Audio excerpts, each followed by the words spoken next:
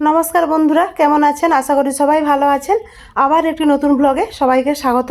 ব্লগটা প্রথম থেকে শেষ অবধি দেখবেন, আশা করি সবার ভালো লাগবে।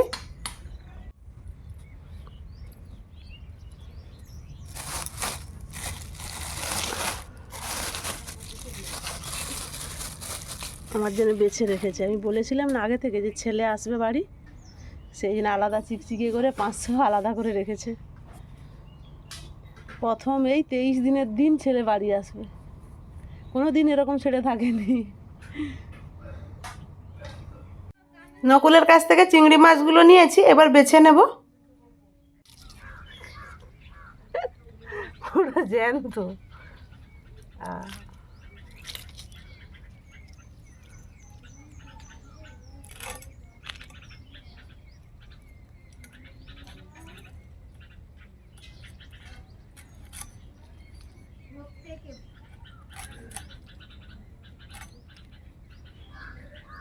দখল করে নিয়েছিল, কোথায় প্রত্যেকে ছিল।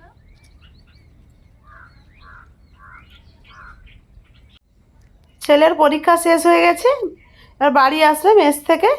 এইবারে আসলে আজকেই আসবে, 15-20 দিন বাড়িতে থাকবে। সরস্বতী পুজো হয়ে যাবার পর স্যাররা যখন বলবেন টিউশন আছে, টিউশন শুরু হলে ও আবার চলে যাবে। এটা ফার্স্ট সেমিস্টার হলো। চিংড়ি মাছগুলো খুব সুন্দর, সবগুলোই জ্যান্ত। ও আগে থেকে বেছে রেখেছে আমার জন্য। আমি ওকে বলেছিলাম ছেলে আসবে নকুল, আমাকে একটু বড় সাইজের চিংড়া মাছ দিয়ে যাবে না, তাই ও বেছে রেখেছিল। প্রত্যেকটা জ্যান্ত।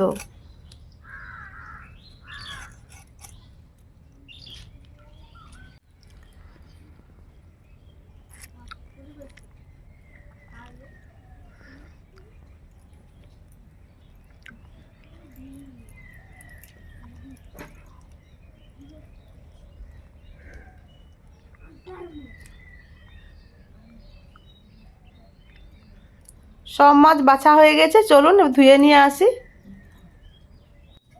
আজকে ছেলের পছন্দের চিংড়ি মাছের মালাইকারি বানাবো। চিংড়ি মাছের মালাইকারিটা আজ একটু অন্যরকমভাবে বানাবো। প্রত্যেকবারে চিংড়ি মাছ ভেজে মালাইকারি বানাই, আজকে ভাজবো না। কীরকম করি রান্নাটা দেখতে থাকুন।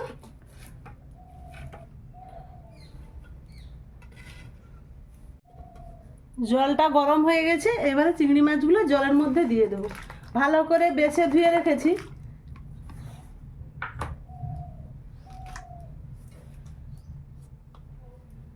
লবণ দিয়ে দিলাম, হলুদ দিলাম, এবার লবণ দিয়ে দিলাম।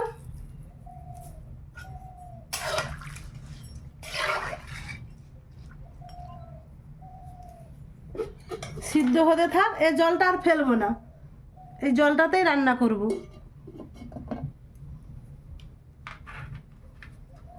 ঢাকা দিয়ে রেখেছিলাম, এবার ঢাকাটা খুলি। এই যে ফুটছে।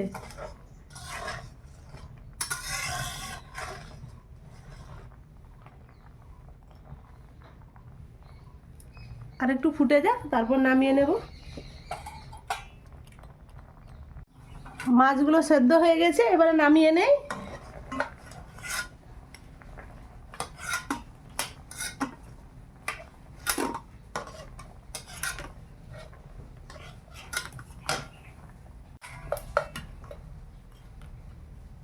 এরকম করে সেদ্ধ করে নিয়েছি, এবার জলটা অন্য কাঁচিতে ঢেলে রেখে দেব।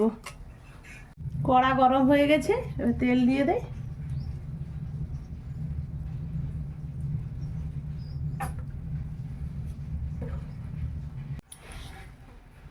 রঙের জন্য একটু চিনি দিলাম।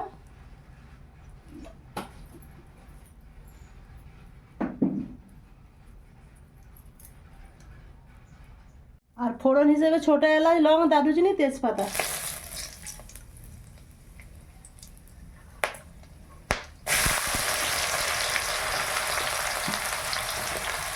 পেঁয়াজ আর টমেটোটা একসাথে দিয়ে দিলাম।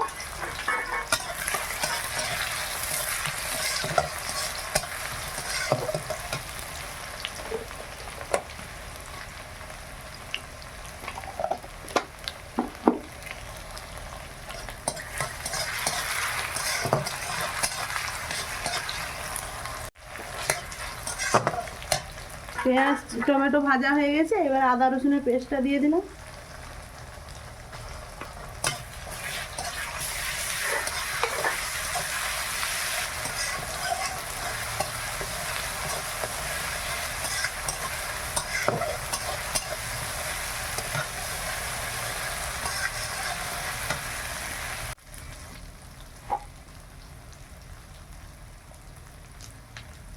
হলুদ গুঁড়ো,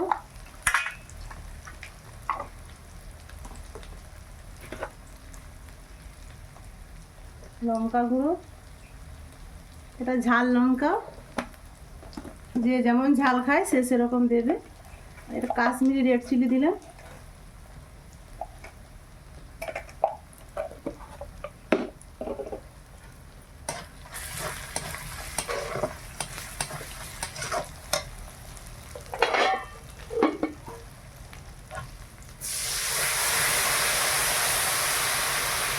মশলা বাটার জলটা ছিল সেটা একটু একটু দিচ্ছি, মশলাটা ভালো করে ভাজা হোক।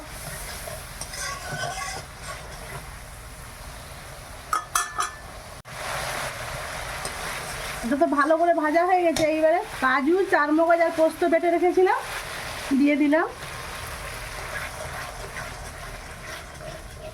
এটা ভালো করে ভেজে নেই।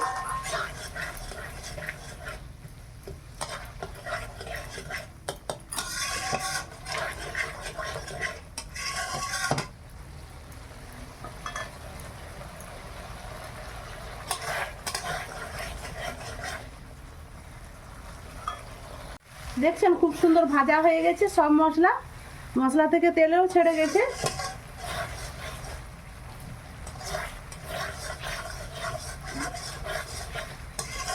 এবার চিংড়ি মাছগুলো দিয়ে দেবো। এই চিংড়ি মাছগুলো যে সেদ্ধ করে রেখেছিলাম,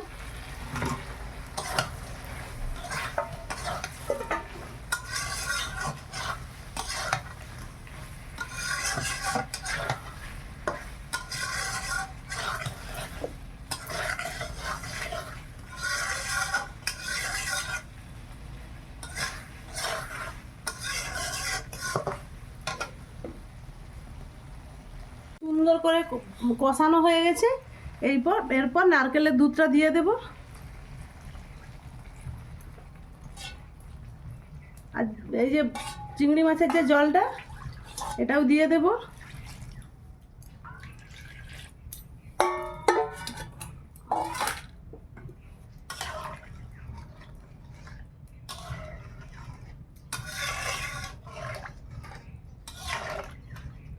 এটা হতে থাক, জল দিয়ে দিয়েছি।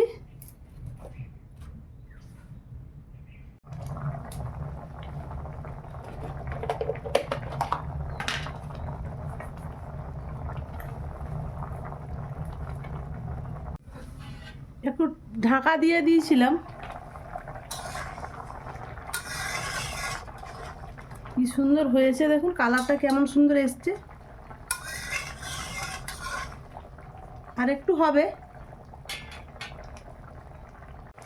কি সুন্দর হয়ে গেছে রান্না। এবার নামিয়ে নেব। নারকেলের দুধ আছে, কাজু পোস্ত আছে, এটা আরও মোটা হয়ে যাবে, সেই জন্য নামিয়ে নেই। একটু পাতলা থাকতে থাকতে, পাতলা নেই মাখো মাখো হয়ে গেছে, এটা আরও ঘন হয়ে যাবে ঠান্ডা হলে।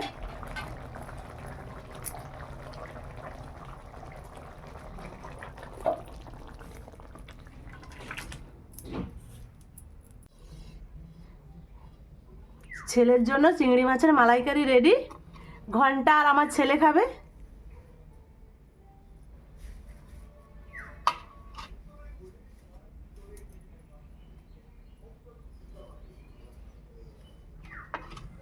দেখুন কেমন সুন্দর হয়েছে।